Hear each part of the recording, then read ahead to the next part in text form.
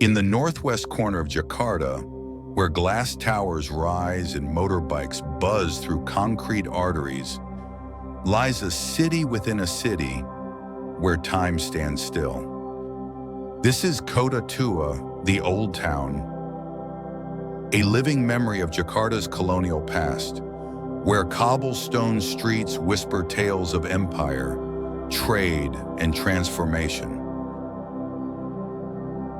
Founded in the early 17th century by the Dutch East India Company, Kota Tua was once known as Batavia, the jewel of the East Indies. Built on the banks of the Siliwangi River, Batavia became a vital hub in the global spice trade, linking Europe with the riches of the East. At its height, it was the center of Dutch administration, culture, and economy across the Indonesian archipelago. But beneath its grandeur were also stories of struggle, resistance, and resilience that shaped the Indonesian spirit. At the heart of Kota Tua lies Fathahillah Square, once the beating heart of Batavia's colonial power. Around it stand architectural relics of a bygone era. The old City Hall, now the Jakarta History Museum, houses artifacts that chronicle centuries of change.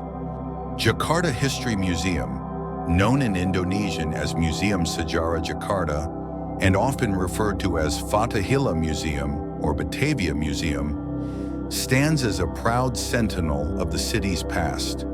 It is nestled in the heart of Kota Tua, Jakarta's historic old town. The building was originally constructed in 1710 as the Stadhuis, or City Hall, of Batavia, the colonial capital of the Dutch East Indies.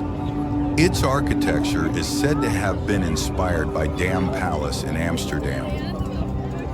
In 1974, the structure was transformed into a museum dedicated to preserving Jakarta's layered and complex history. The exhibits within trace the city's journey from prehistoric times through the founding of Jayakarta in 1527, the Dutch colonial period from the 16th to 20th centuries, and finally to Indonesia's independence in 1945. The museum stands at the southern edge of Fathahillah Square, once the civic heart of Batavia. It sits beside two other cultural landmarks, the Wayang Museum and the Museum of Fine Arts and Ceramics. Together, they form a rich historical ensemble, a cultural triangle that captures the spirit, memory, and transformation of Jakarta itself. The Wayang Museum, where puppets from across the archipelago tell timeless tales of mythology and morality,